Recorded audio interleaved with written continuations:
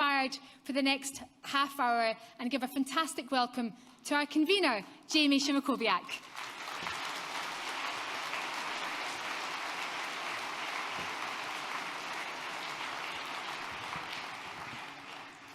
Thank you, Tasmina, for that warm welcome, and thank you to Conference. We are people with different communication needs. We are people who need more flexible working hours. We are people whose current building practices can currently leave us literally outside. We are people who want to visit our pals on the other side of town, but the bus isn't really designed with us in mind. Our impairment or condition is part of who we are, sometimes for our entire life and sometimes for a short while. We're all genders and sexualities. We're black, white and brown. We're all religions and we're of no religion.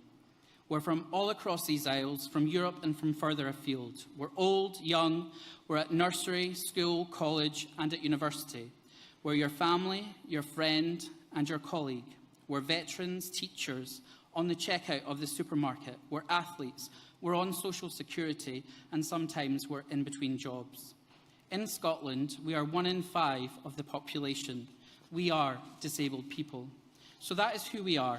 And in the SNP's Disabled Members Group, you'll find an inclusive space for disabled members to access politics. Friends, as Tamina outlined, it has taken us 18 months to get here, arguably much longer.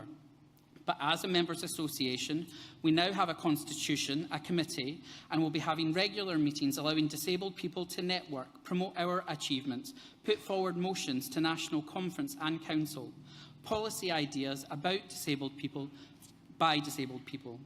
Conference, it's with this in mind that I have the absolute pleasure to announce our first ambitious initiative. Ahead of International Day of Disabled Persons on the 3rd of December, our party will embark on the biggest ever rollout of disability equality training.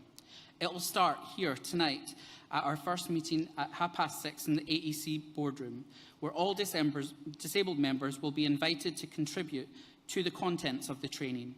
We'll fine-tune the training package over the summer months and we'll offer Train the Trainer support at our autumn conference. And in November, every single branch across Scotland will receive disability equality training from a disabled member or by their equalities officer. Now that is inclusion.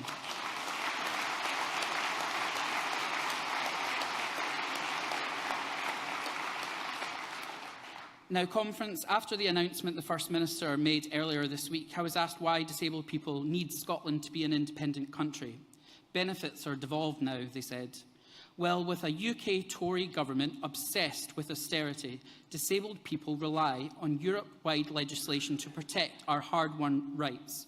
Without these protections, more of us might struggle to survive. Do we really expect a Union Jack draped Bill of Rights to protect disabled people's rights to anything like the same extent? Or will the bonfire of regulations promised by the Brexiteers simply make it easier for public bodies and employers to sideline and bypass the rights of disabled people? Conference, we have a UK Tory government that doesn't assess the economic impact of Brexit, but does terrorise disabled people with work capability assessments.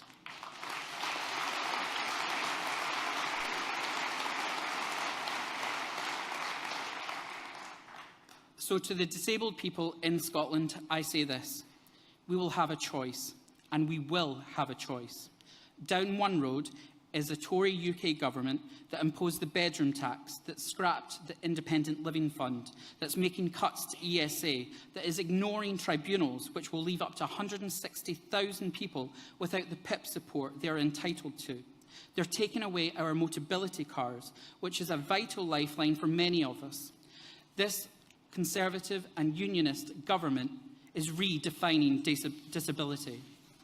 And down the other road, Conference, we have an SNP Scottish Government that mitigated the bedroom tax, that restored the Independent Living Fund, and that recognised BSL as a language. It's bringing dignity and respect back to the core of our social security system.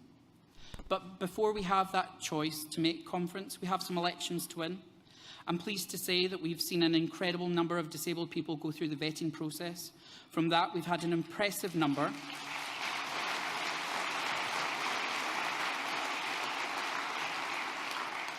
From that, we've had an impressive number of disabled people put themselves forward to selection. To those who haven't been successful on this occasion, I do urge you not to give up. Who knows, another election might be right round the corner. And our next speaker is one of those candidates. We met for a first time at this conference 2 years ago. She heard of a campaign that I was running and let me know that she was just appointed as her branch's disability officer. So she invited me along to speak to her branch about disabled people in politics. Ever since then, our friendship has gone from strength to strength. She is phenomenal. Conference, please do give your warmest welcome to Stirling SNP's Morag Fulton.